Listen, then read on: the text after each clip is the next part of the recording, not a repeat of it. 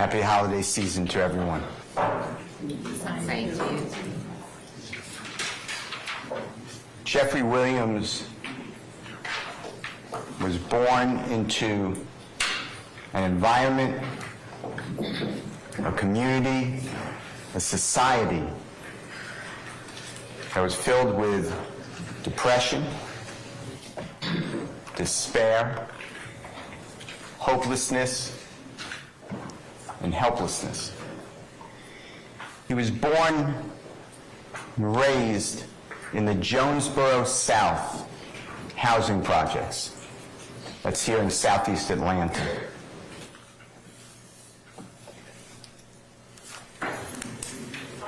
It's a very small 3-bedroom apartment. He lived with his 4 brothers in one of the small bedrooms. His 6 sisters lived in the other small bedroom, and his mother lived in her small bedroom. In the wintertime, it was freezing. In the summertime, it was scorching, because there was not that much money to go around to pay for utilities. The refrigerator and the cabinets hardly ever had any healthy food, and sometimes no food at all. In order to have the appearance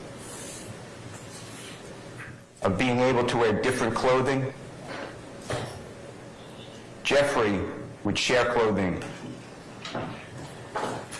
with his brothers and sisters, neighbors, and friends in the community. And although the clothing was oftentimes dirty, at least it gave the appearance that he can have a different look from the day before. When Jeffery would exit into the community, most homes' windows were boarded up. There were burglar bars on every entrance. Litter. It was not uncommon to find shell casings and human blood remains from the shootings that occurred.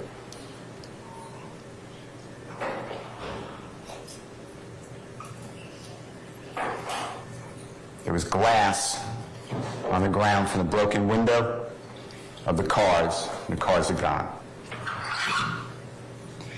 In this environment of severe poverty, severe crime,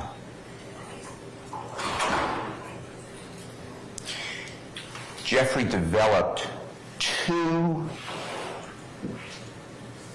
deep, embedded beliefs about our criminal justice system.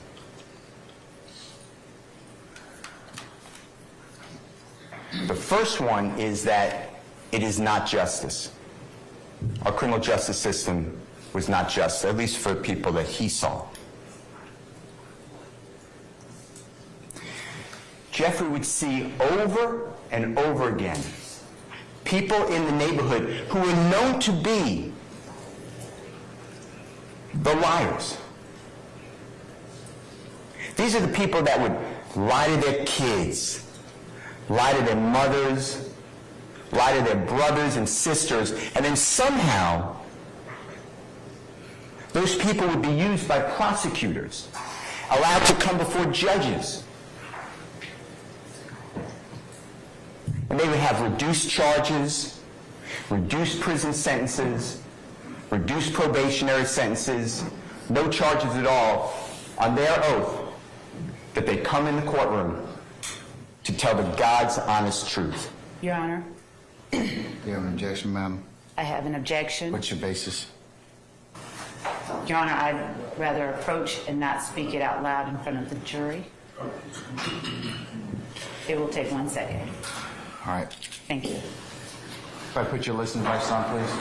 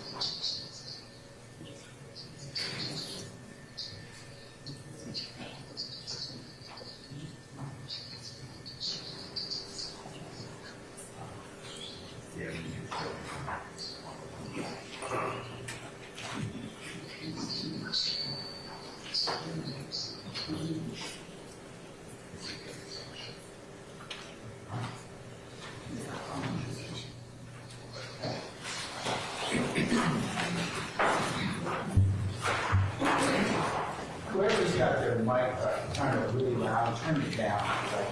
Okay?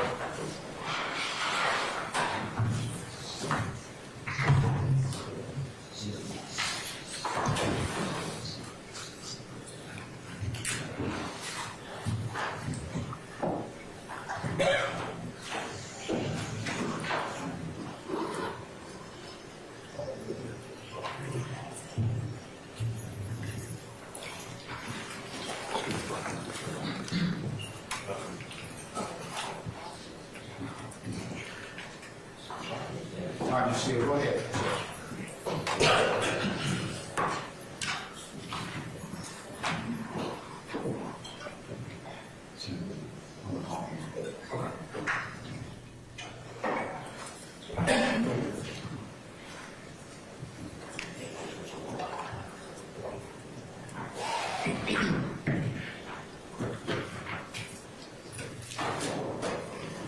Jeffrey learned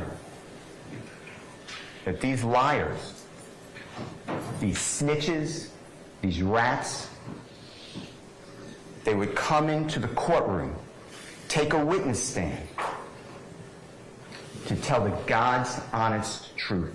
They were still the same liars. And they would testify against people accused of crimes.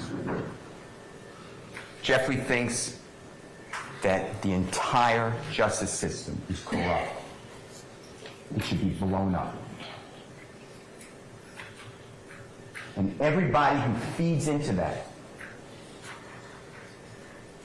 are awful people, stealing lives away from others. The next abiding belief that Jeffrey had growing up is his despise for the police.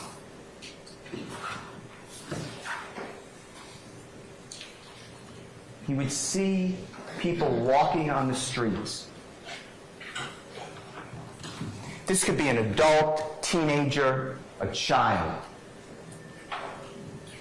Wearing their backpacks, holding a football, bouncing a basketball, and the police just swarm in. They're aggressive.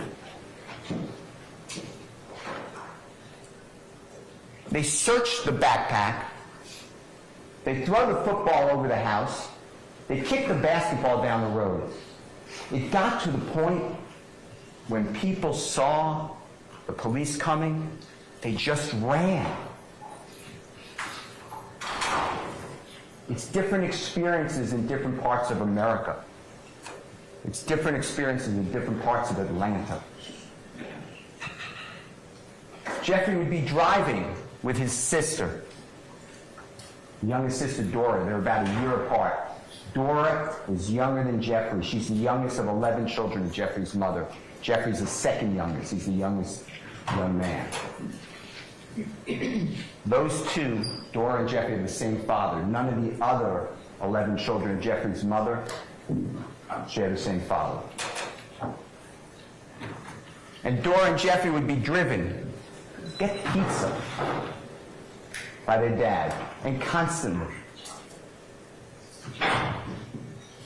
The car would be stopped for a window tint violation, a failure to maintain a lane, failure to use a turn signal, illegal left turn. His father would be handcuffed and sat on the curb, Jeffrey and Dora on the other side of the curb, the police rummaging through the car, saying, if we find anything, these kids are going to DFACS custody. That's how he grew up. But what really solidified Jeffrey's distrust for the police happened 3 days before his 9-year-old birthday. Jeffrey's born on August 16th of 1991. We are now August 13th of 2000. Jeffrey's older brother, they called him Beanie, He was 20 years of age, 11 years older than Jeffrey. He's shot in the chest. He collapses outside, not far from Jeffrey's apartment. The neighborhood comes out. Jeffrey and his family come out. They're praying over Beanie. It's going to be okay. There's help on the way. 911 was called. And what seemed forever, when the police finally did arrive, they didn't go immediately to Beanie. They had to push back the crowd. Jeffrey's mother was hysterical. She was screaming for her child to survive. The police handcuffed Jeffrey's mother, put her on the ground. And when they finally went to Beanie, put a sheet over his face,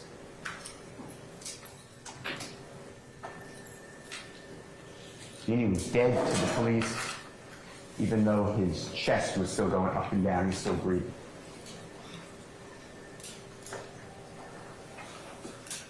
The Jonesboro South housing projects were closed by the city of Atlanta in the year 2007. Jeffrey's now 16 years of age. His family was displaced. They were scattered. Most of them, not all of them, reunited and were now living in the Cleveland Avenue area.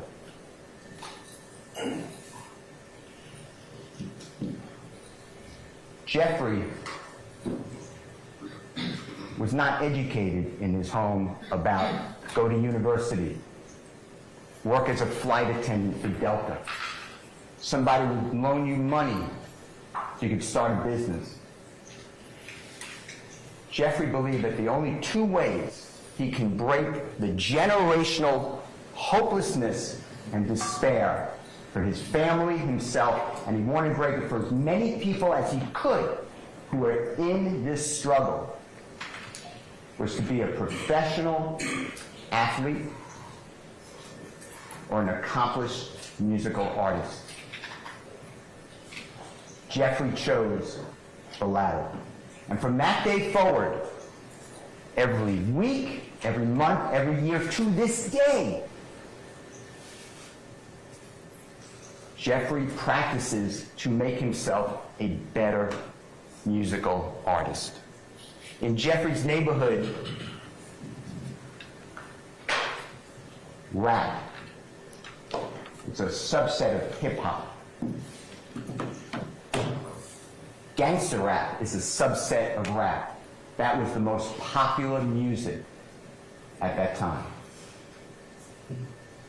So Jeffrey sought to find out how can he accomplish his mission to be a successful rapper.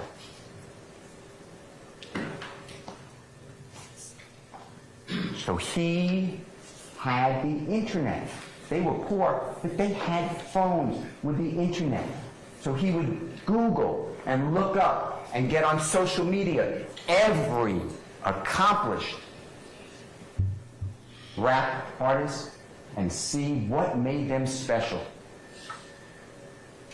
And Jeffrey would listen to beat after beat after beat. These are billions of musical chords that he listened to.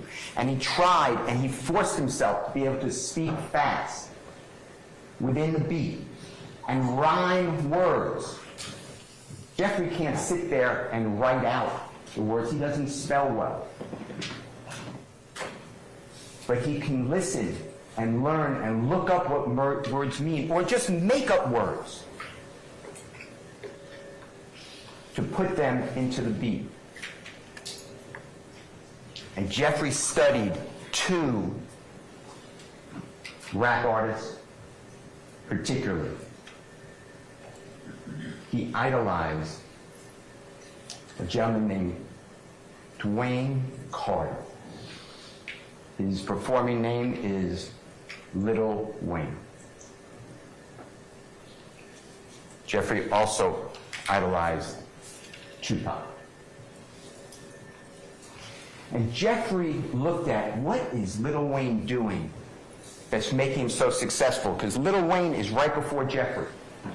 He is born on September 27th of 1982. He's 9 years older than Jeffrey. And Lil Wayne, by the time that Jeffrey came along, has exploded. He is a superstar. And Lil Wayne changed the culture. It was more than just the sound of the music.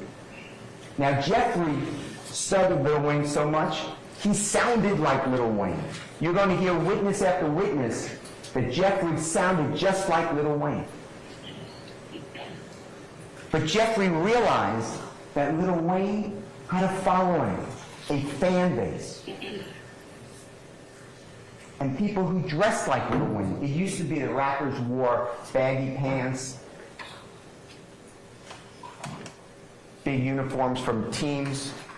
Lil Wayne changed it. He wore proper fitting pants.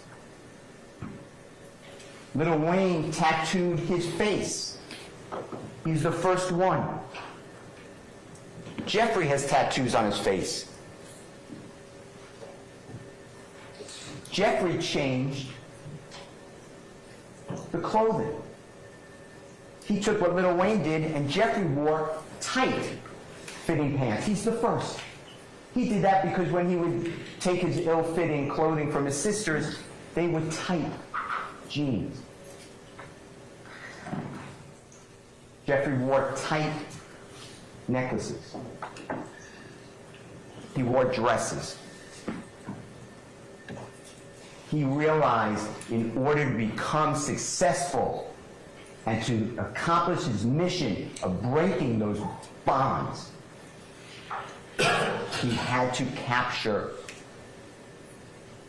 people's experiences and make it interesting, both musically and creating a brand. He's advertising.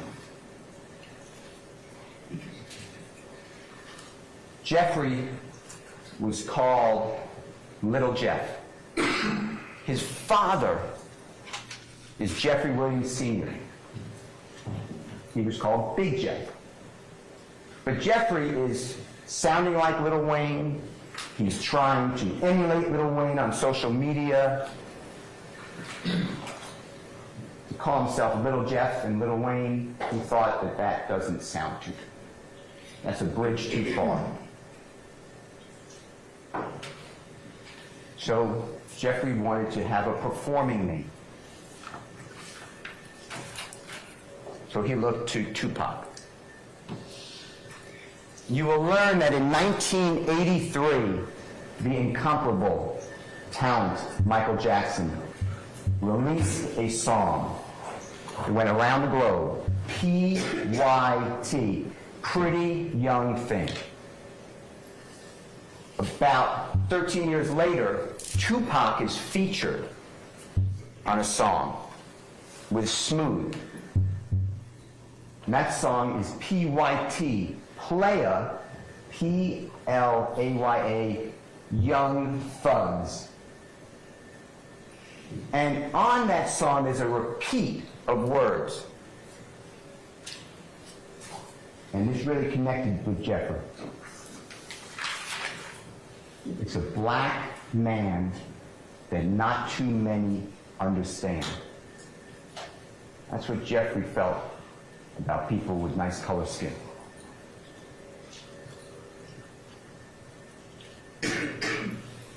Jeffrey had interest in women, but he never considered himself a player. A player to Jeffrey was somebody who had the girls kind of coming at them at all times. Jeffrey wasn't like that. Jeffrey was shy. He was really tall and really skinny. He was malnourished. His teeth were rotten. There was no money to go to a dentist. And all the sugar from the candy that he ate to keep substance in his body rotted his teeth. So Jeffrey would speak by covering his teeth with his lips or often speak like this, with his hand or his arm over his teeth, because he had low self-esteem. He was made fun of and bullied growing up. So he got rid of the player. That was not going to work for him.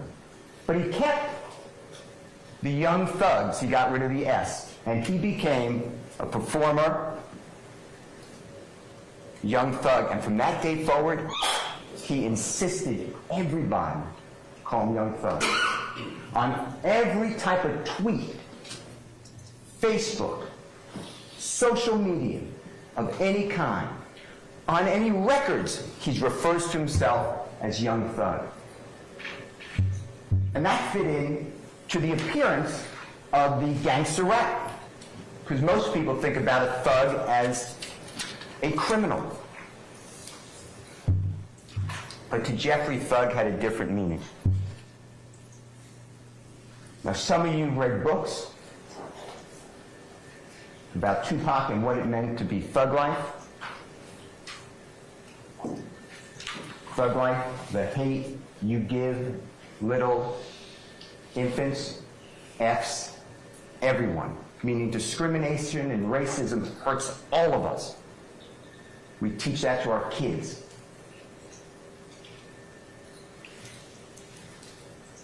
That was not what thug meant to Jeffery. Thug meant and means to Jeffery something very personal. It was his pact that if he could ever make it as a musical artist and help his family, himself, and as many others out of this endless cycle of hopelessness, he would be truly humble under God. That's what thug means.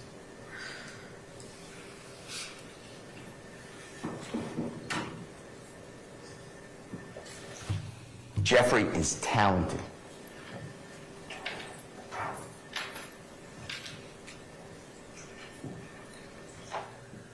He worked so hard, he'd outwork everyone.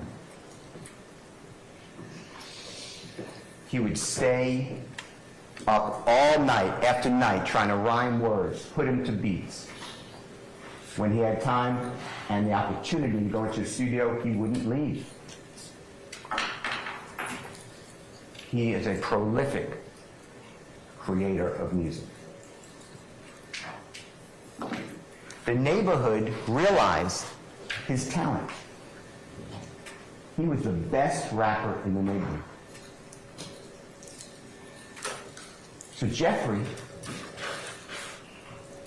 was invited to the underage clubs to perform.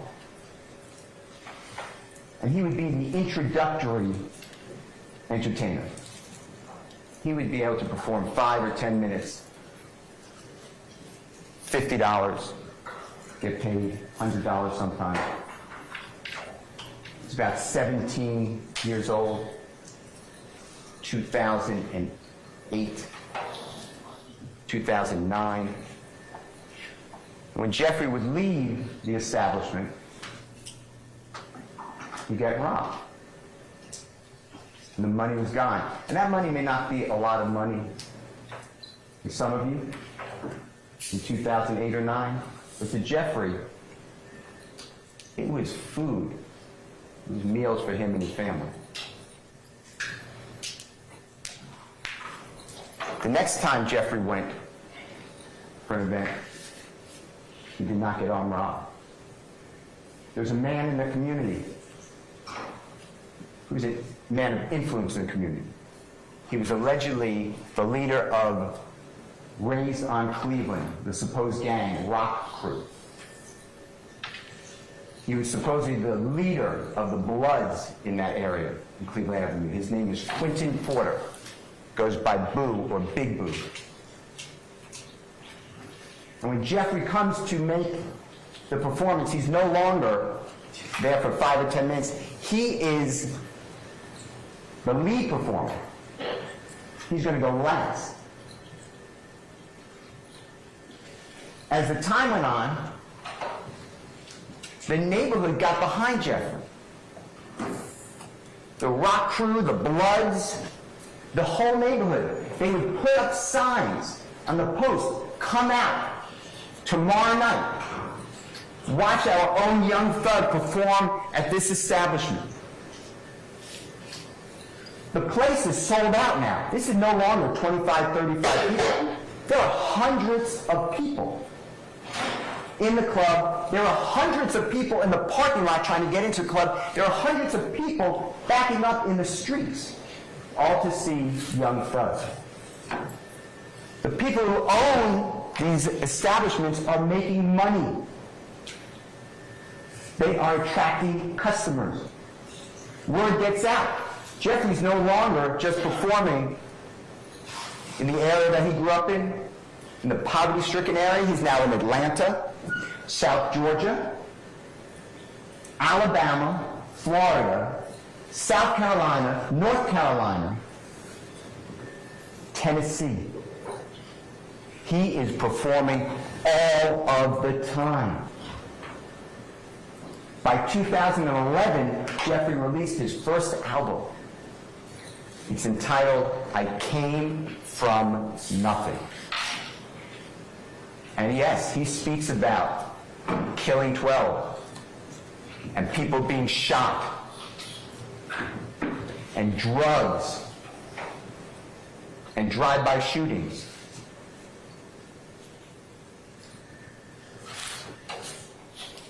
This is the environment that he grew up in. These are the people he knew.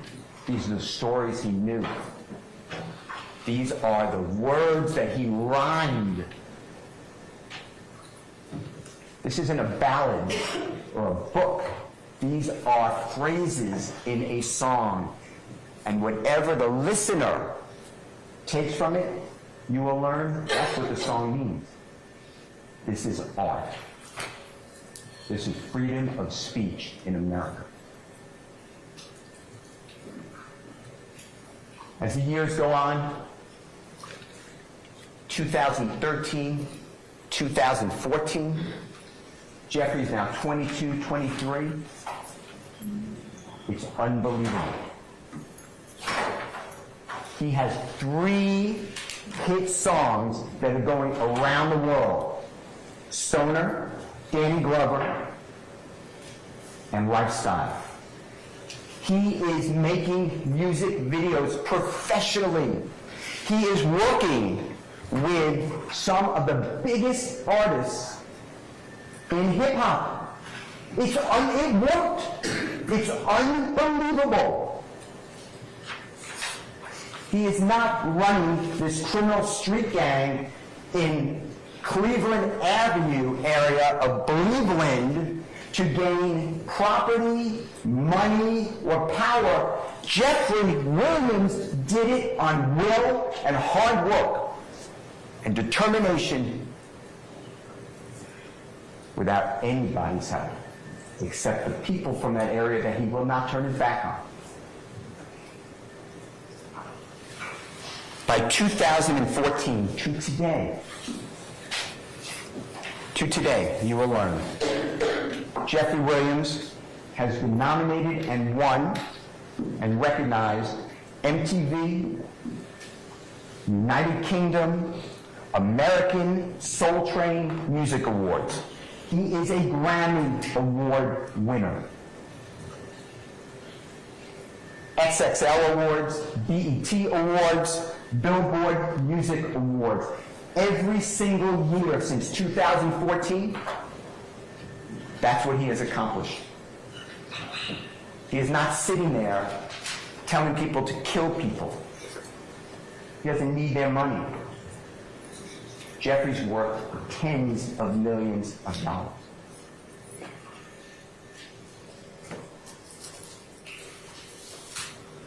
Jeffery has been a sponsor for Puma, Calvin Klein. He has been featured on the cover of Rolling Stone magazine, GQ magazine, XXL magazine, Paper magazine, Complex magazine, Variety Interview magazine. He is at the top of his craft.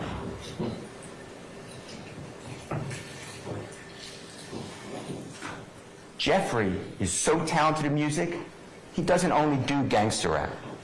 He does rap, gangster rap.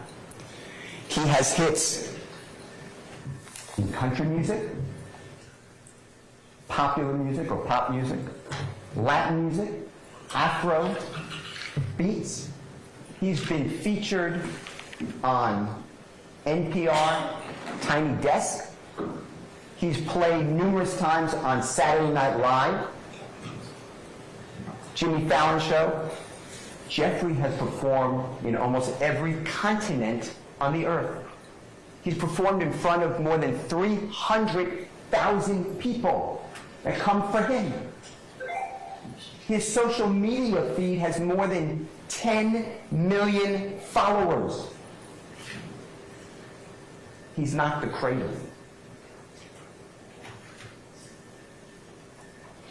He's trying to pull people out of poverty. Jeffery has performed with the likes of Rihanna, Ed Sheeran, Sir Elton John, Drake, everybody in music. And Jeffery didn't only stay in music. He did fashion. He's an icon in fashion. He has been to Paris, to Spain, all over Europe at the fashion shows. He has his own clothing lines. People are walking around the earth today with Jeffery's picture tattooed on their calves, on their shoulders. They have his lyrics on their bodies. YSL, when Jeffery was coming up and making it, Lil Wayne had and repped, talked about Cash Money Records. That's his label. Jeffery's friend in Cleveland Avenue, they called themselves YSL. Because on the pants, the tight-fitting pants, the women's pants that they're wearing, it says YSL, Yves Saint Laurent. That's where that comes from.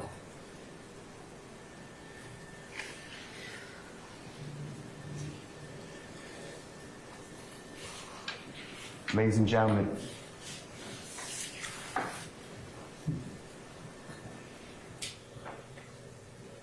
Jeffery stands before you, charged with some of the most serious crimes in the state of Georgia. I'd like to go through with you each and every crime that he's charged with in the indictment. The indictment's thick. You're going to have it. At the end of the case, the Honorable Judge Granville will give it to you. You should read it. It's the charging document. It is critical in the case. There are many counts. Most of them Jeffrey's not charged with. But everybody, there were 28 people who the prosecution, through the grand jury, indicted together. They're all in count one. That's why this is a joint trial, because everyone's in count one. That was the decision of the prosecutors. You will learn that Jeffery doesn't even know most of the people in this indictment. He doesn't know them. They all know him because everybody in that area knows Jeffery Williams. He is known as the Michael Jordan of that area. And he didn't get out and stay away. He tries to come back and give people hope because he knows what it is to be depressed, hungry, and have nothing going for you. The first count is a RICO conspiracy. And the supposed objective that the prosecution charged is that Jeffery, along with others, had a meeting of the mind. They had an agreement. They have an agenda together.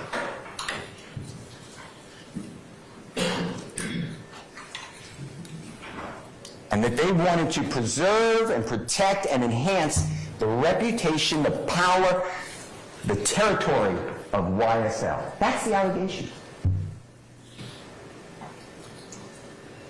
Jeffery hasn't lived in the Cleveland Avenue area in a decade. More. He has homes from Los Angeles to Atlanta. But they charge him with, he wants the reputation, power, territory of the enterprise by obtaining money, Weapons or other property. Jeffery needs no money from somebody on robbing someone of a car or doing a $30 drug deal or even $100 million. Right? He's got his own source of legitimate income. So RICO conspiracy, There are then what's called overt acts. The judge will charge you on the law. But there are 191 overt acts. And those are separate instances that the prosecution said they're going to prove. Most of them don't include Jeffery. But the ones that do, I'd like to go through with you. And I've broken it up into 3 categories. Because an overt act can be a crime. It doesn't have to be a crime, so I then wrote chats, social media, any type of statement, because the prosecution has been investigating Jeffery for a decade. They have all of his personal chats. You think you're talking to somebody on Facebook in a personal chat? They have all of his thoughts. They put these in the indictment. The third category are lyrics. So I'd like to go through them with you. first is going to be supposed crimes. And these are the overt acts that you will see that involve Jeffery. As you can see, Jeffery has never been convicted of a crime. He stands before you. He's not a convicted felon. He can vote. He can carry a gun. He can be on a jury. But now, these acts are embedded in the indictment. so let's start with the first one.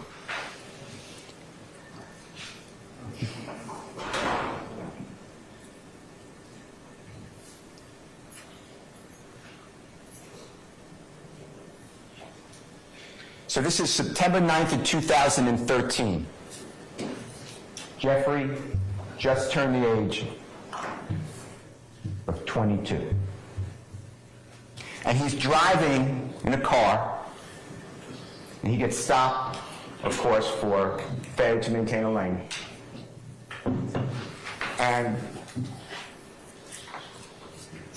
the police officer comes up to the car, and Jeffery doesn't have a license. Doesn't have a valid driver's license. So now he's under arrest. Police officer says he sees pills, Xanax pills, 7 of them, on the console. Police officer searches the car, and underneath the front passenger seat, there's no passenger, is a gun. That weapon comes back stolen from Andrew and Ann Phillips months before. There's no evidence that Jeffrey's involved in that burglary of the Phillips home. There's no evidence Jeffery ever touched that gun. You're not going to hear any type of DNA, fingerprints. In fact, Jeffery says, that's not my gun. The police officer wants to know, whose gun is it? Jeffrey's not talking to police. But Jeffery gets arrested. That case got dismissed. But 10 years ago now, it's an overt act for you to consider. You will learn that this stop was video recorded and audio recorded. But the City of Atlanta Police Department, the District Attorney's Office of Fulton County, I demanded that. They can't find it. So you're going to rely on a report of an officer who doesn't remember this incident. That's it. That's an act in furtherance of a conspiracy. That's the entirety of it, that first overt act. The next one. This is overt act 5 through 7. You may notice that Jeffrey's not even alleged to be in this overt act, but now you're going to hear Jeffrey's supposed involvement. This is 2 days later. It's September 11th, an infamous day in America. It's 2013. Jeffrey was arrested, if you remember, for the last overt act, September 9th, 2013. He made bond. He just got out. Walter Murphy, he grew up with Jeffrey. He's one of the people that would exchange dirty clothing with Jeffrey. You will learn that they would have no money between them. One of them would come across $1. They would split the food that they could buy with that $1 together. Walter Murphy is with a person named Adrian Bean and Fred Plethora. And there is an armed robbery of Mr. Dotson. Gunfire went out. Police are always in this area. So when the gunfire was heard, police respond immediately. Adrian Bean is driving the car. This is a car that he borrowed from a friend. This has nothing to do with Jeffrey. So he commits a crime in someone else's car. Adrian Bean almost kills a police officer, almost runs him over, driving so recklessly, high rate of speed, goes across a neighbor's lawn, over an embankment. The car is now airborne. It goes over, you'll see pictures, goes over a parked police car in a parking lot and slams into the side of a laundromat. The car crashes. Mr. Plethora is shot. Police are firing at the car. Mr. Murphy is shot. Mr. Bean runs away. He's captured. Mr. Bean, you will learn, is told, hey, we believe there was a fourth person in that car. If you make that young thug, we'll go lenient on him. Adrian Bean is in the Fulton County Jail talking with his wife. He said, I should have ran the way Thug ran. He got away. That's recorded anytime an inmate, a person is incarcerated, in a jail. Most of the time, if they're speaking with a pastor, a lawyer, their calls are being recorded. You will learn that Mr. Bean also stated on a recorded call, they gave us a story to tell. Mr. Bean is interviewed 4 days later, September 17, 2013, by Detective Quinn, City of Atlanta Police Department. Detective Quinn is a big case because police officers are discharging their weapon. People are getting shot. Detective Quinn interviews Adrian Bean. And Adrian Bean tells him, they talk about this recording. Adrian Bean tells him, I lied to my wife. Everything on those recordings are not true. Jeffery was never arrested for this. He was never charged for this. He was never prosecuted for this. He's not even in our indictment on Overt Act 5, 6, or 7. But now, we're going to hear from Mr. Bean. That's it for the next one.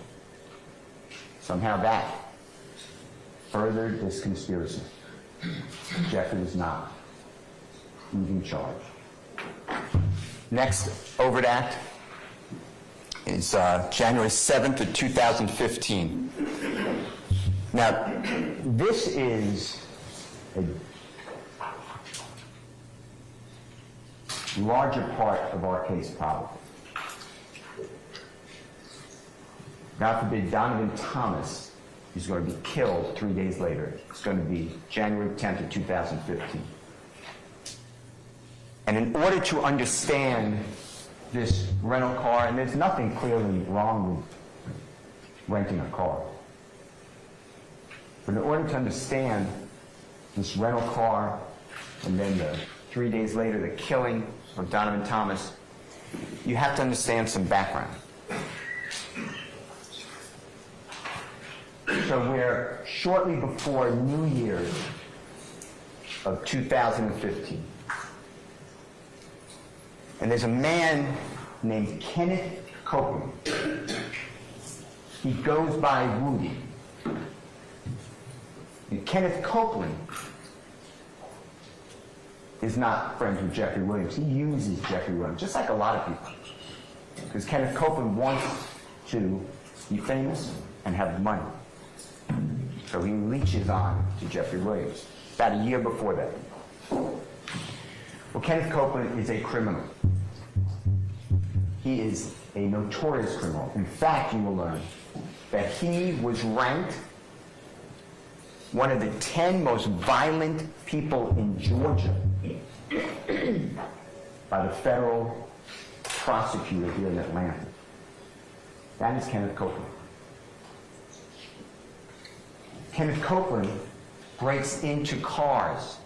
He steals the property they're in. Donovan Thomas is the head of a gang called IF, Inglewood Family. Donovan Thomas and Jeffery are friends. Jeffrey's friends with everybody. It promotes him. And Jeffery tries to help other people at the same time. Kenneth Copeland breaks into Donovan Thomas's car. And he takes his expensive chain, Donovan Thomas's wallet, his driver's license, and Donovan Thomas's cellular telephone. Donovan Thomas calls his cellular telephone. Kenneth Copeland answers the call on Donovan Thomas's phone. Kenneth Copeland changes his voice, tries to disguise his voice, but Donovan Thomas knows it's Kenneth Copeland. Donovan Thomas has people on the street. And he tells Kenneth Copeland, "You have my stuff. I'm coming to get it back." And Kenneth Copeland says, "Yeah, I'm glad you called me. Because one of my partners had your stuff. I realized it was yours, so I got it for you for safekeeping. No problem." When Donovan Thomas meets with Kenneth Copeland, he doesn't come alone. He comes with 2 other people, and they display guns. Kenneth Copeland's not alone. He's with his brother. They're really not related, but they call themselves brothers. His name is Demekian Garlington. Demekian Garlington and Kenneth Copeland are like this.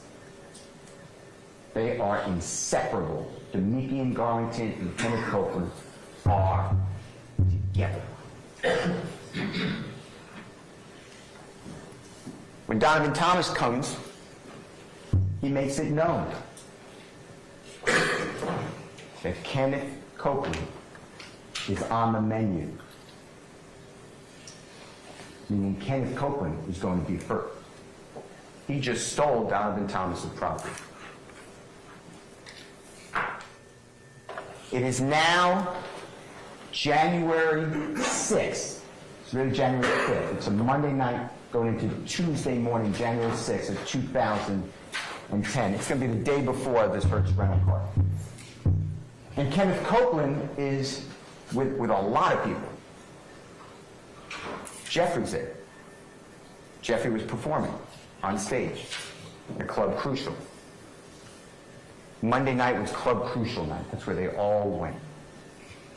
And Kenneth Copeland goes in the back, in the kitchen area, and he's met there by a man named Kelvin Watts. He goes by Shell Kel, and who's a half-brother of Donovan Thomas, and other people who are affiliated with Donovan Thomas, and Kenneth Copeland gets beaten. He has bumps on his head, his eye is injured, he's being kicked. No one does that to Kenneth Copeland. Kenneth Copeland's the person who puts the bumps on the head, injures the person, kicks him. Kenneth Copeland's mad. And you will learn that Kenneth Copeland then went on a mission.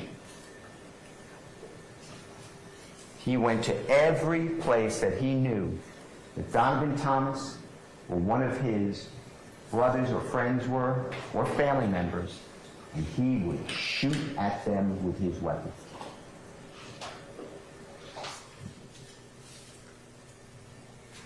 On the 7th day of January 2015, Kenneth Copeland told Jeffrey,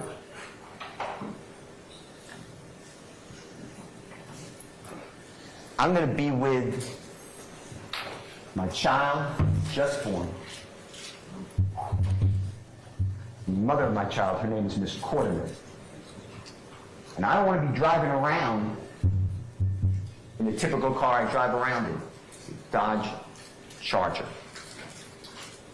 Can I use one of your rental cars? Jeffrey does this for everybody.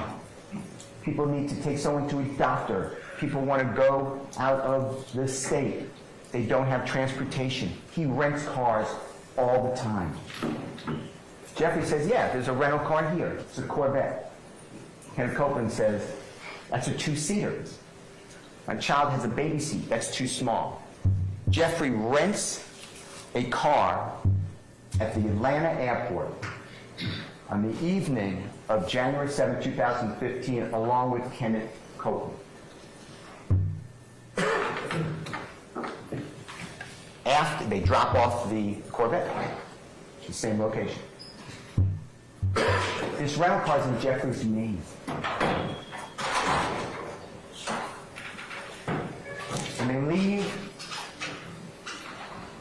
the rental car location, Kenneth Copeland wants to pick up his brother, D'Amica in Garlington. And after Jeffrey is dropped off, Jeffrey does not see that Infiniti vehicle until after the killing of Donovan Thomas. That Infiniti vehicle, that rental car, is in the possession, the control of Kenneth Copeland that whole time.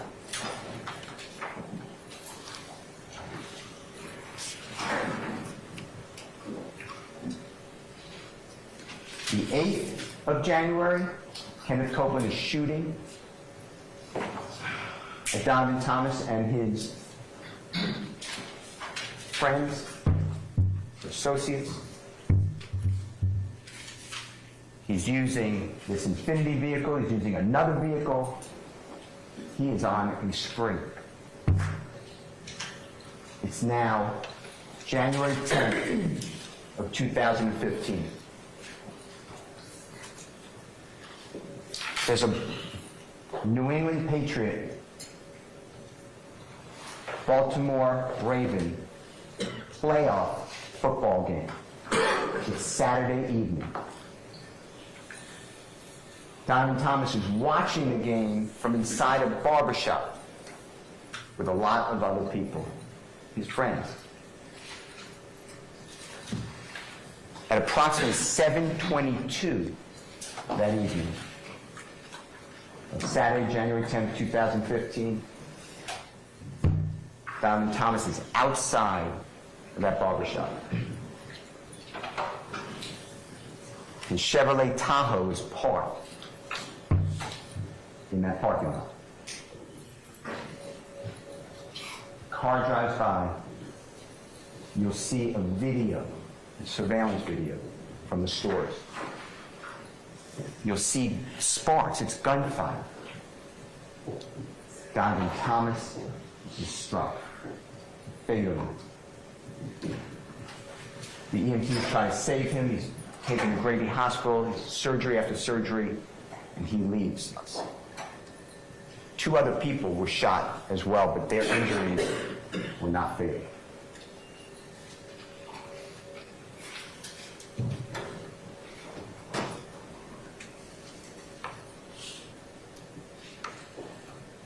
Later that day, that evening, Jeffery, you will learn, is in negotiations with his record label. They want to give Jeffery over $800,000 up front. And the contract's worth millions to produce these records. That's what Jeffery was working on. He was working on a music video. No one's going to say that Jeffery was at that scene of the shooting.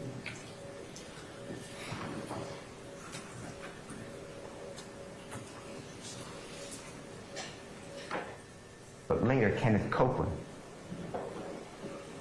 when he's arrested, he tells the police lie after lie after lie after lie.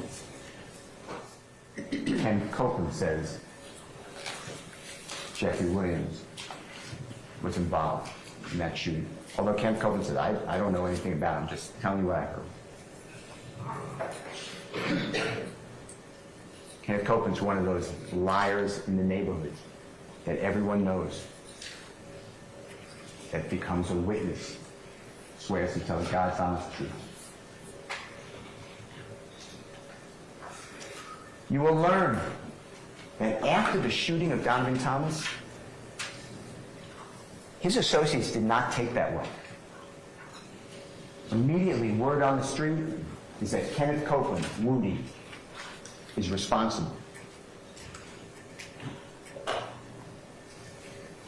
Kenneth Copeland, it's now after 10 p.m., it's hours after shooting.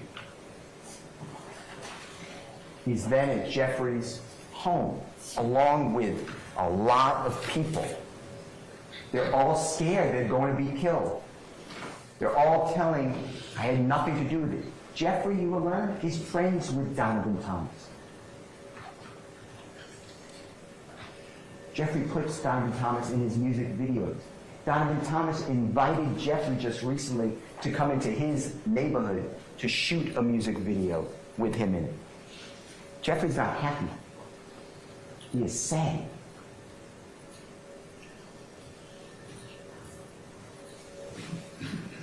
Kenneth Copeland says, the police are calling Kenneth Copeland.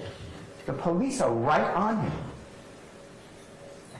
And you will learn, and it's on recording, that Kenneth Copeland goes into the police station later that morning, so it's a very early morning hours, January 11th of 2015, and he's with Detective Thorpe. Detective Thorpe is recording this. And Kenneth Copeland says, yeah, I got your call. I was at Jeffery Williams' house, Thug's house. Everyone knows Jeff. And I told him that the police won't talk to you. And Jeffrey said, if you had nothing to do with this, you should go talk to the police.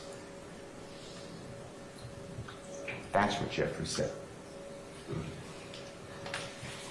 Detective Thorpe asked Kenneth Copeland, this is hours after the killing.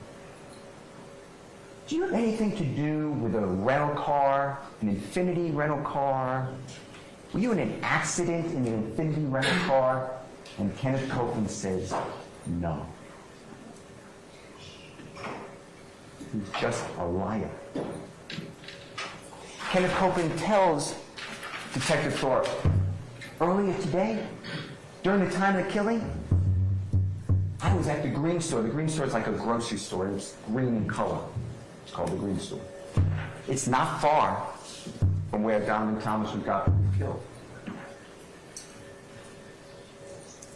You will learn that there's video surveillance inside and outside of the Green Store.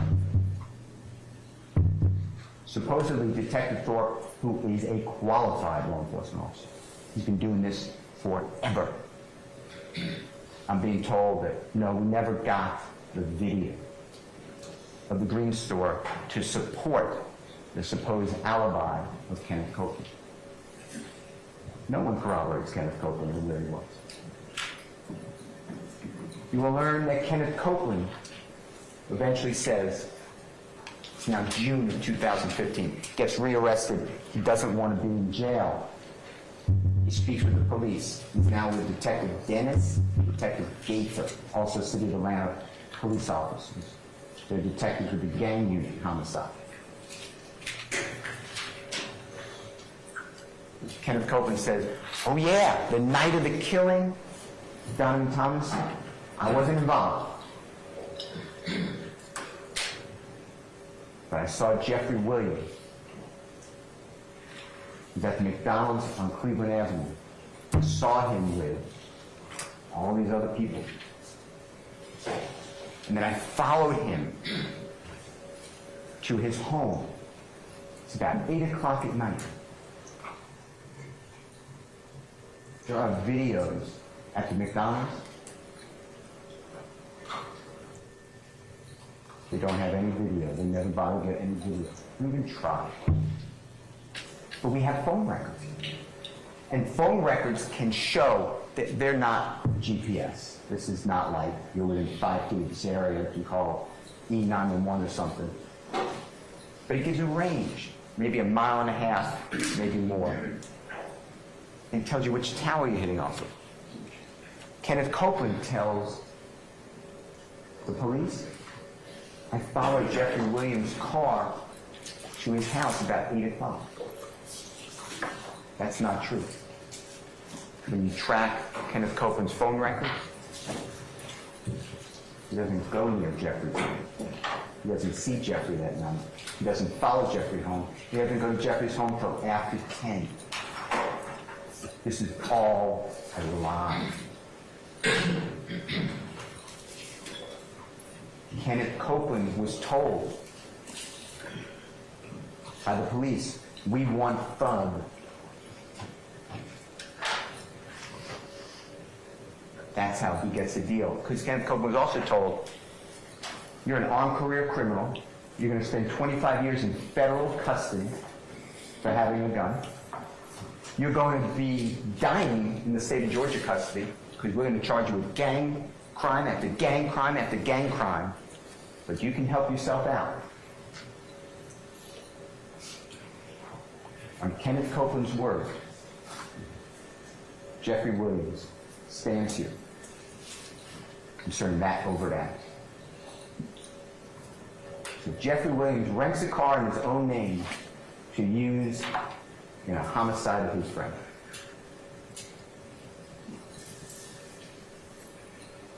Kenneth Copeland, Antonio Sledge, they're all at Jeffrey's home, and they're all scared. They're saying, Donovan Thomas and friends are going to kill us. They think we're involved. Jeffrey gives money to Antonio Sledge so he and his family can get a hotel room and not suffer a potential drive-by shooting. Because Kenneth Copeland said they're all going to be killed. Kenneth Copeland made them all supposed targets by the IF gang. Kenneth Copeland, Shannon Jackson, Demonte Kendrick, others go down to Miami shortly after the shooting. Jeffrey was performing with Jeffrey wanted them to be safe, not get hurt, until people calmed down. Jeffrey then sent them back to Atlanta. Jeffrey then went on tour, because you will learn by April 2015, Jeffrey did his first nationwide tour. He did with a performer known as Travis Scott. In the summer of 2015, Jeffrey then toured Europe, performing there, and going to fashion shows. Jeffrey Williams is not involved. On the next overt act, you will see these are the people. This is overt act number 17 and 18 and 19 and 20. And this is charging murder and then attempted murder for shooting the second person who was shot that night, and then the third person, Mr. Sanders, who was shot that night, and then participation in criminal street gang activity. You may notice that the overt act doesn't even include Jeffrey. No one charges Jeffrey with murder. But here we are. The next overt act is April 26, 2015. Jeffrey is touring. He is performing. He's in Louisiana. Lil Wayne, his idol, Jeffrey idolizes him, came out against Jeffrey, called him gay. Jeffrey did a promotional social media release where there's people with guns on either side of him, and Jeffrey's saying, come to this concert, we'll see what happens, come on to the concert.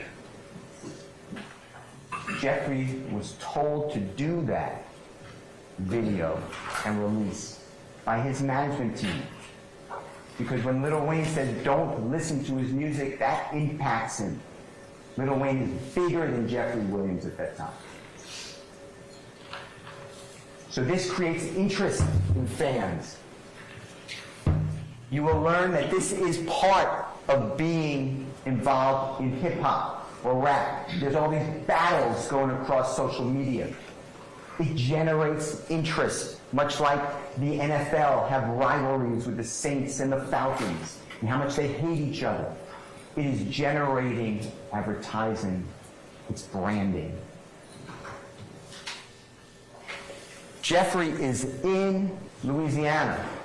Here in Atlanta, Lil Wayne has a tour bus, and he performs a concert, and his tour bus was fired upon and struck. There's zero evidence Jeffrey's involved. Zero.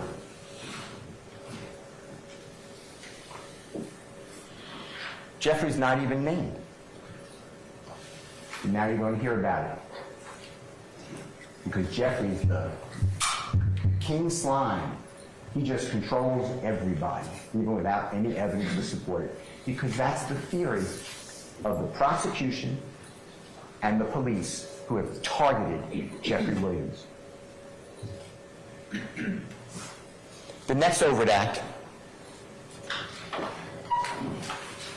is July 7th of 2015. Jeffrey is at Perimeter Mall, that's located in DeKalb County. And he's in the mall and he's buying 50 to 100 sneakers, brand new sneakers. And he's going to do a video shoot. And he's going back to Cleveland Avenue where the children don't have proper footwear. He's going to give out these sneakers and allow the children to be in a video shoot. So that's why he's at the Perimeter Mall, and he's there with friends of his. And he's on a Segway scooter. It's like an electric skateboard. And the mall security comes over and tells Jeffrey and his friends, and you'll see video of this, they have to leave the mall. You can't have a Segway inside the mall. Well, Jeffery leaves them all. But the security officers follow him. They follow Jeffery and his friends to Jeffrey's Jaguar. And the security won't let Jeffery leave. Won't let his friends leave. They're standing around the Jaguar. They can't shut the door to the Jaguar. They can't pull out. And they tell Jeffery, you're waiting here. You're going to have to be here. They tell Jeffrey's friend, we're going to get a criminal trespass warrant for you. Allegedly, someone inside the car said, I'm going to go home, get a gun, and come back and shoot you in the face. That's the allegation. The security guards then supposedly step back, the car drives away. Nobody is shot. There's no incident. Jeffery gets arrested on that. DeKalb County prosecutors dismissed that case. It was not even indicted. Now you have it here before you. The next overt act dealing with crime is September 24th of 2017. Jeffrey's with Sergio Kitchens. Sergio Kitchens is an unbelievably well-known musical performer. His performing name is Gunna. And he and Jeffrey both are under YSL. That's Jeffrey's record label. They signed Sergio Kitchens for Gunna. There's a third person in that car. His name is Cedric Jones.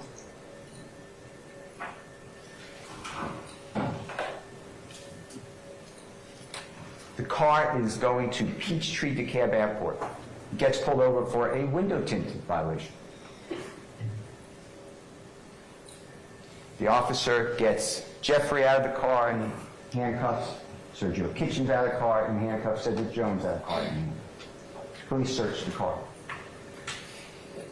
They find in the car supposed methamphetamine, supposed hydrocodone, marijuana, and a stolen firearm. Jeffrey was on his way to perform at the Jimmy Fallon show that night.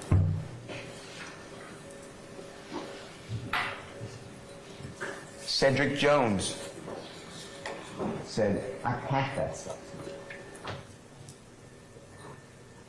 Somehow that is now influencing and perpetuating and moving this supposed YSL conspiracy. That's the overt act. The next one. May 18, 2018. Jeffrey is driving a Porsche. Sergio Kitchens is in the front passenger seat. Supposedly Jeffrey is speeding. Supposedly there's another car that's in tandem speeding. Both cars get pulled over by police. There's videos of it. Jeffrey and Mr. Kitchens are asked to get out of the car. They're asked if there are guns in the car. They say yes. There are guns in the car. Police get them out of the car. Any drugs in the car? No. Police have Jeffrey and Mr. Kitchens on the side of the road. Go through Jeffrey's car. They run the guns. The guns are lawful. The police put the guns in the trunk of the car. Tell Jeffrey and Mr. Kitchens, you're free to go. Give Jeffrey a speeding ticket.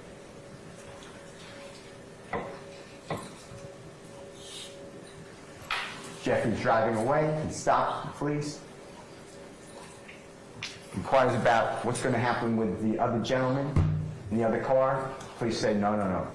You're going to jail. They have in the car weapons, 30-round magazines. It's not in Jeffrey's car. There's going to be zero evidence that Jeffrey put those guns in the car, knew those guns were in the car, had anything to do with them. That's your overt act.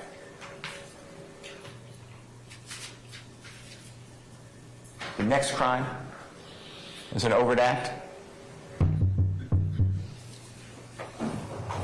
This is the date of Jeffrey's arrest. So it's broken up into several overt acts. So I grouped them. This is overt act 183, 184, 185, 186, 187, and 188. And what you'll see here is they're just different items. So Jeffrey's home is surrounded.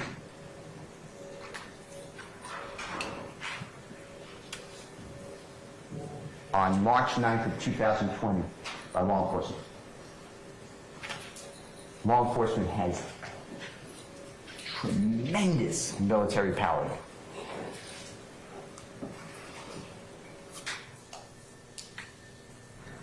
Law enforcement takes control of the scene, the area.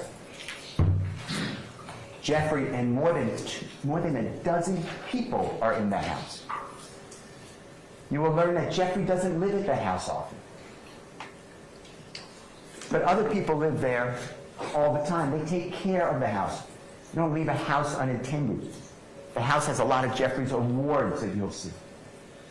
And in the house, law enforcement finds a small amount of cocaine. I'm talking about a small amount of cocaine. They find codeine, lots of codeine. Codeine's cough syrup. People drink it and get high. Get very addicted. Marijuana in the house. And firearms. Other people had access to this home. Other people lived at this home. You will have no evidence that Jeffrey ever touched a firearm.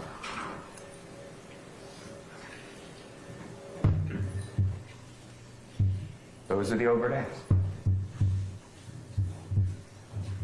involving Jeffrey.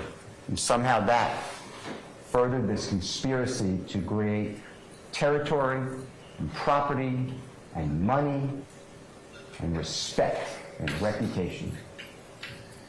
The next series of overt acts deal with videos that are released on the internet, photographs on the internet, chats. These are not released on the internet.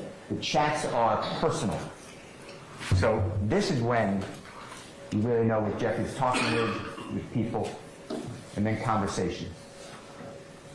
So the first one is November 3rd, 2014. That is Jeffrey in the red sweatshirt. That is Mr. Copeland. That's Kenneth Copeland, Woody, in the white sweatshirt. And they're wearing different colors. And the RG is Rich Gang.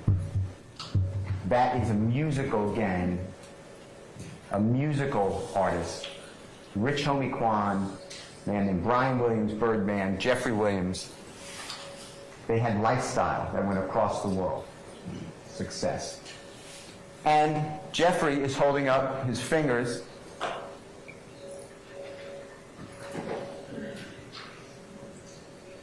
Suppose that's a YSL. That's what he's doing. He's wearing red clothing. That's the overt act. Jeffrey didn't release that. That's not his Instagram releasing it. But that's the overt act. The next one is January 3rd of 2015. That is Mr. Demekin Garlington in the red with the glasses on. That is Jeffrey, closest to us. There's money on that table. There's a double cup, styrofoam cup. And it says that Jeffrey posed for a photograph. Jeffrey's not even looking at the camera.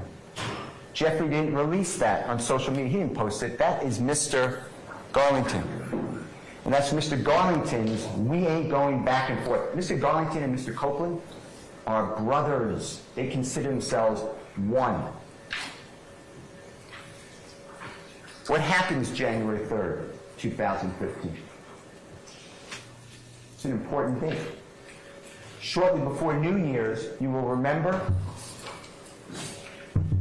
that Kenneth Copeland stole Jonathan Thomas's chain, expensive chain, his driver's license, his wallet, and his cell phone. That's Mr. Garlington saying, we ain't going back and forth. That's the overt act. Dealing with Jeffrey Williams. Jeffrey didn't even post it. Next one is January 26, 2015. Again, this is Mr. Garlington. Now, what I'm showing you, by the way, are the overt acts from the indictment. You'll have the indictment. These are language of the indictment. And this goes to a video you will see. And it's Jeffrey. By this time, his teeth, his rotten teeth are covered with gold.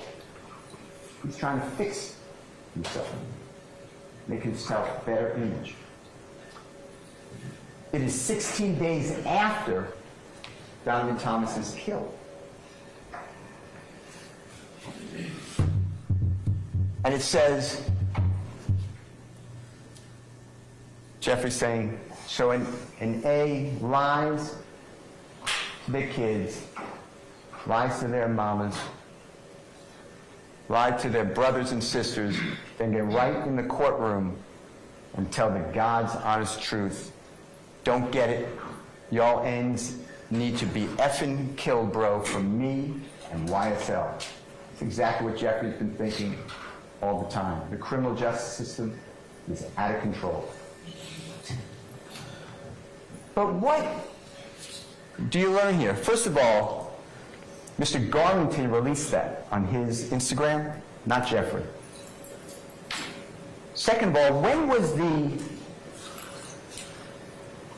video made by Jeffrey? Was it made, as the state told you, 16 days after Donovan Thomas's killing, and therefore somehow it's relevant to this murder? You will learn that that video was in existence before Donovan Thomas was ever killed. That is a repost. That is a repost by Mr. Garlington. The prosecutors, the police, are misrepresenting the evidence. What does happen on January 26, 2015, though, is Donovan Thomas's close associate. He's also a very well-known musical performer. His name's Mr. Bennett. He goes by Y.F.N. Lucci. His mother's house. He's shot at. His mother, Mr. Bennett's mother, Y.F.N. Lucci's mother, is shot, as well as her boyfriend. That's what happens on January 26, 2015. This is released by Mr. Garlington. Because everybody wants to associate with Jeffrey. He's the only one who got out of that area. Everyone talks about him. You're going to see in the chats. They don't even know him. Hey, if I do this, how much will Jeffrey pay me? Hey, if I do this, will Jeffrey take me on tour? Hey, if I do this, will Jeffrey do this? Can I get Jeffrey's number? Can I come to his house? Will he buy me jewelry? They use Jeffrey.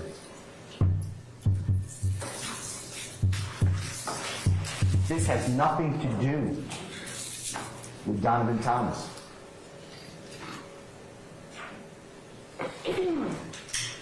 But that's what you're being told. The next one is February 9th, 2015. Jeffrey is in a car. You'll see the video. He's singing. He's singing. And he's making signs with his hands that the prosecuting police say are gang signs. I can make gang signs. This is America. I can speak favorably to the Bloods, to the Crips, to Donald Trump, to anybody.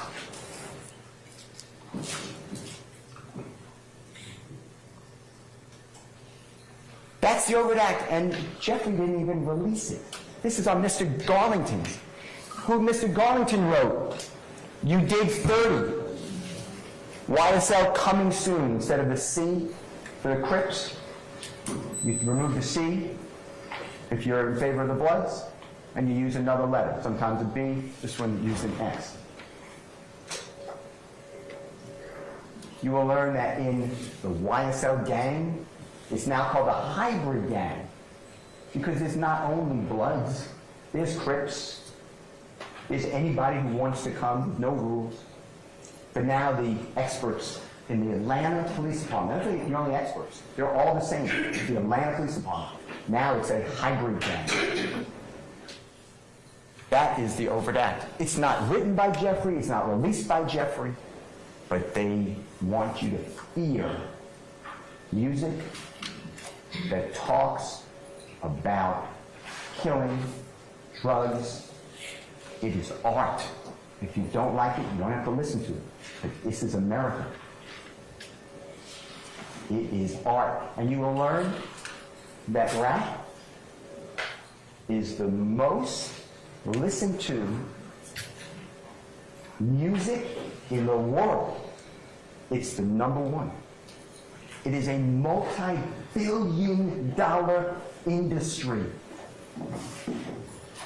You don't fear this. We encourage it. It generates money.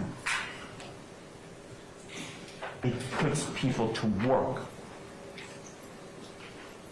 It's not meant for brainwashing.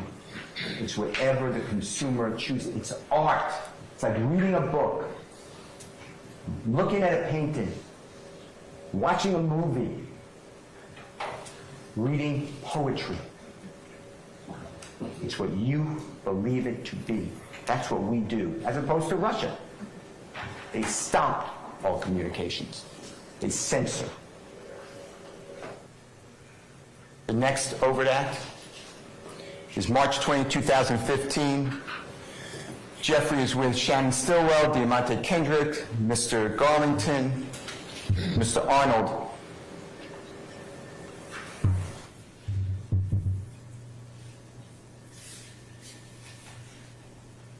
And they are using their hands to make signs. That's the overt act that furthers, that drives this conspiracy. That's it. Jeffrey didn't even release that photograph. Who releases it? Mr. Garlington. Next. It's almost New Year's 2017. Antonio Sumlin also comes from the impossible life that Jeffrey was born into. He's with Jeffrey.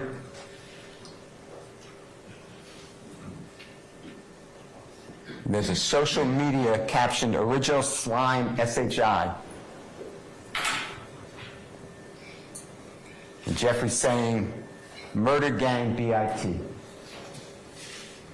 And holding up his fingers, his YSL, until we're dead and pale. That's the overt act. That's driving this conspiracy.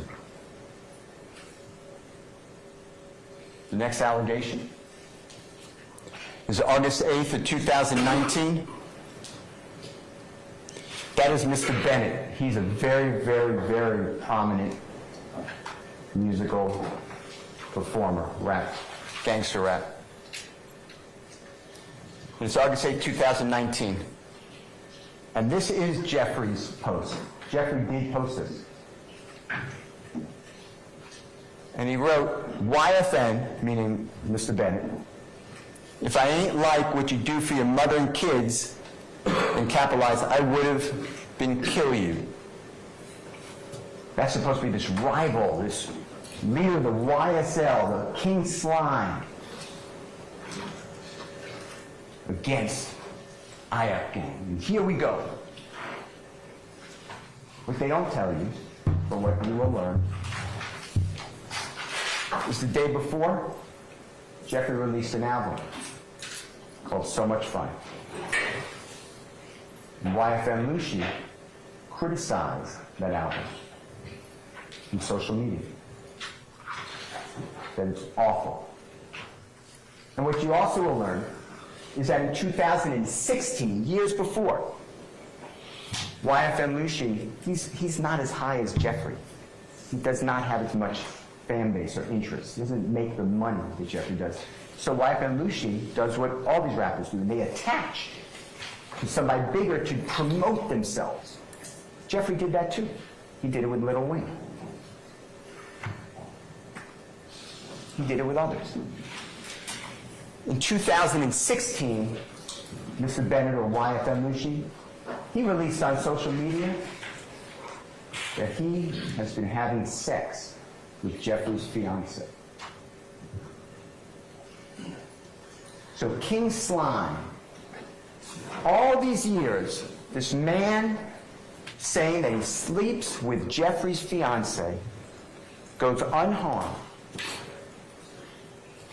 Nothing done. This is the post that Jeffery says, and it's a real threat. If I didn't like what you do for your mother and your kids, I would have been killed you. It doesn't sound like too much of a threat. That's the over there. The next one is March 12th of 2020. Mr. Huey and Mr. Williams. Now, this is not social media. These are actually conversations that the prosecution subpoenaed from Google or from Instagram or from Twitter or from Facebook. You get all of Jeffrey's statements. This is very invasive.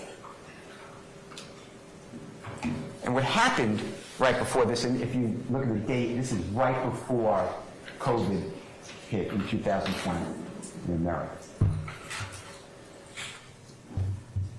Sergio Kitchens has a dear friend, co-worker. He is a producer, an engineer, musical engineer. So Sergio Kitchen performs, this other person turns the music, the beats, makes it right, changes lyrics, does whatever they do. This producer or engineer's name is Chandler Durham. He goes by Turbo. And Turbo's car is stolen. And in that car are beats, lyrics that cannot be reproduced.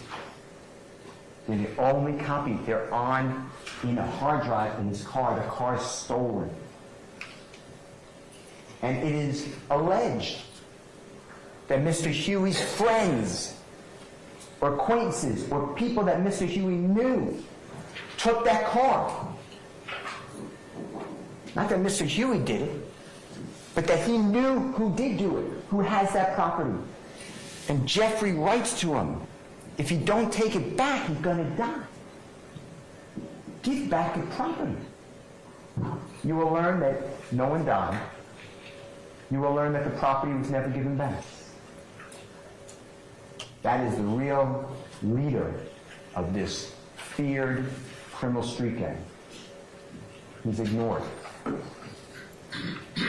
That's it. That's March 12, 2020. The next one is February 4, 2021. Now this again is the personal chat. Trintavia Stevens, he grew up with Jeffery. They exchanged clothing, dirty clothing. They went hungry together. And Warnie Lee is also a up-and-coming musical artist that Jeffery wanted to sign, but Warnie Lee went to another record label. Jeffery supports him to encourage his career. And this is February 4th of 2021. And what the indictment did by the prosecution through the grand jury is they put this together, and this is bad. I understand when you read it. Objection to your argument. A standing objection. Thank you. This reads, YSL rule the world, kid. 24M on an N head. Y'all just start bringing me the money. Man, y'all and stop playing with me. So when you read that, it sounds like there's a contract on someone's head. Kill him, start bringing me the money.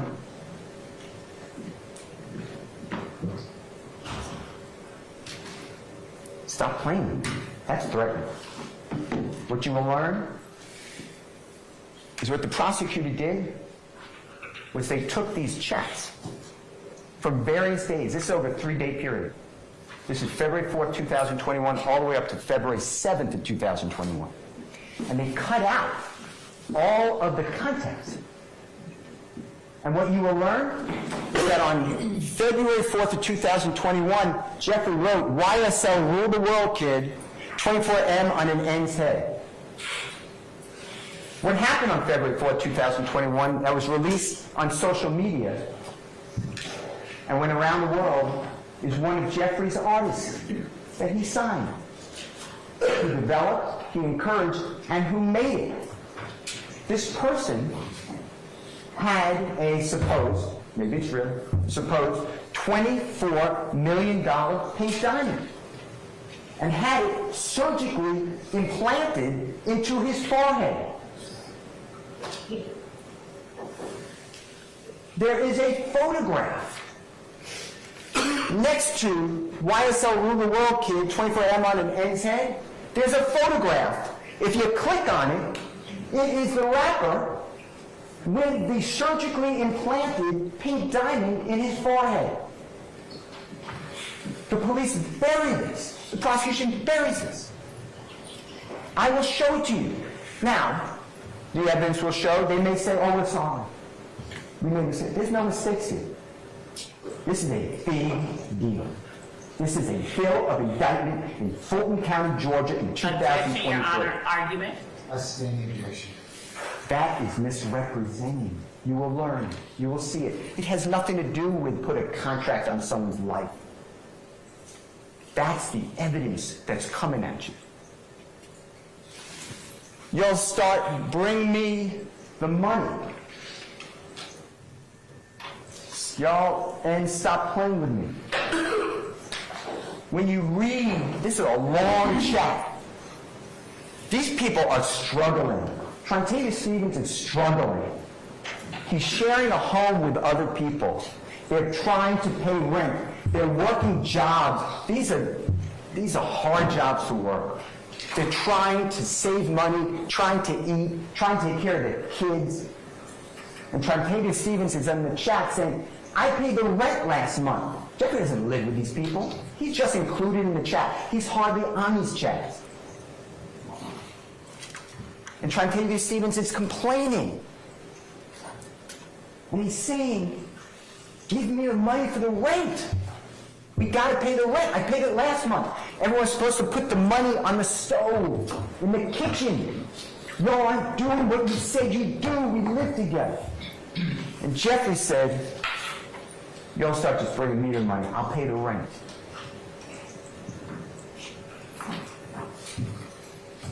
Y'all stop playing. That's the overday. That's furthering this conspiracy. That's what they did to that man. The next overt act is May 13th of 2021. This is the chat. It's again, these are the personal conversations not supposed to be seen. These are not released on social media. It's like a wiretap. This is supposed to be between these people. And it's Mr. Martinez Arnold, who, by the way, is a Crip. He's in YSL. Crips are blue, but that's why it's a hybrid gang. Everything moves to make it fit Jeffrey. Now it's a YSL gang that's hybrid. Martinez Arnold, Miles Farley, Quantavious Greer, that's Jeffrey's brother. Wani Lee, you just learned about him, he's an up-and-coming rapper, signed to another label. Jeffrey's promoting his career. He's not even signed to Jeffrey's label. Jeffrey's promoting him. Trontavia Stevens, you learned about him, grew up with Jeffrey. Antonio Sumlin and Jeffrey. And it's May 13, 2021. And Jeffrey wrote, y'all ain't beat him up or shot him yet. Y'all ends getting soft. Well, that sounds bad. But what you will learn is the conversation was about Trontavia Stevens complaining to another person who's in that chat. That other person tried to sleep with Trontavia Stevens' girlfriend. And the other person told Trontavia Stevens' girlfriend, Trontavia Stevens is cheating on you with another girl. And Trontavia Stevens and this other man are leveling each other over this chat. And they're going back and forth, and this goes on a long time.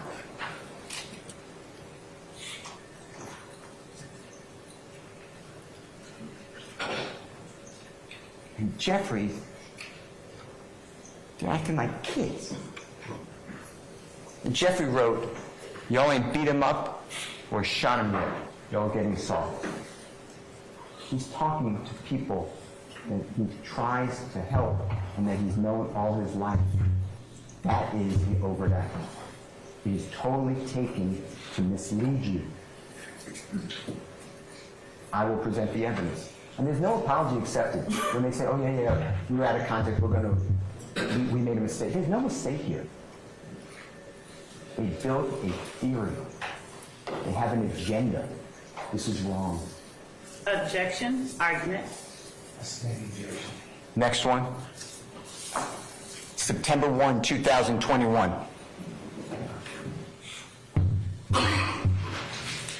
Mr. Mender is in the Fulton County Jail.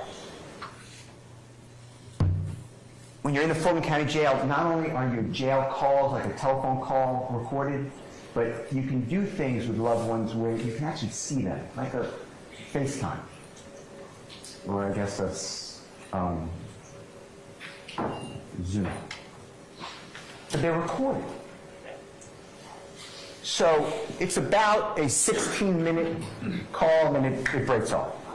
It just, you can't talk longer than that on the jail call. You got to call back and pay more money. And Mr. Mender is speaking with Mr. Huey. And this conversation starts with Mr. Huey driving in a car. You'll see this. And Mr. Mender is on his iPad or Mac or whatever device he has. And Mr. Huey meets Jeffery Williams at a jewelry store. Jeffery has an image. He's very, very visible. He wants to be visible. It promotes his brand. He wears gigantic jewelry all the time.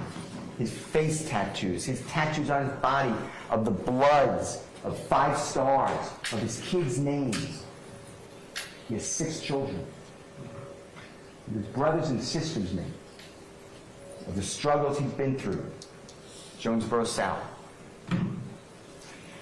And Mr. Huey goes into the jewelry store. And Jeffery walks up.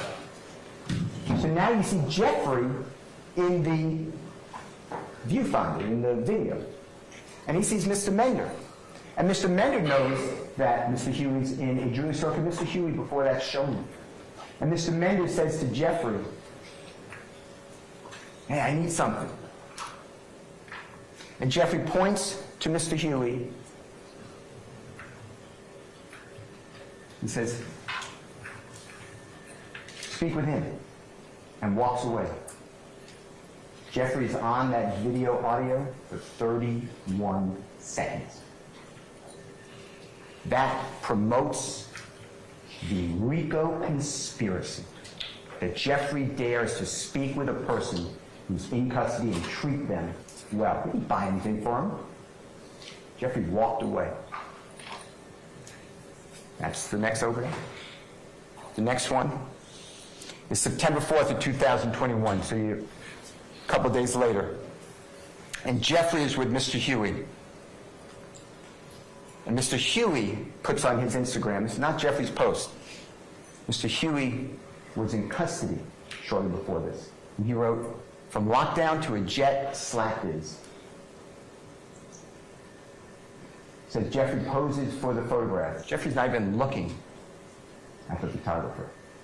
Jeffery doesn't post this. That somehow promotes this conspiracy.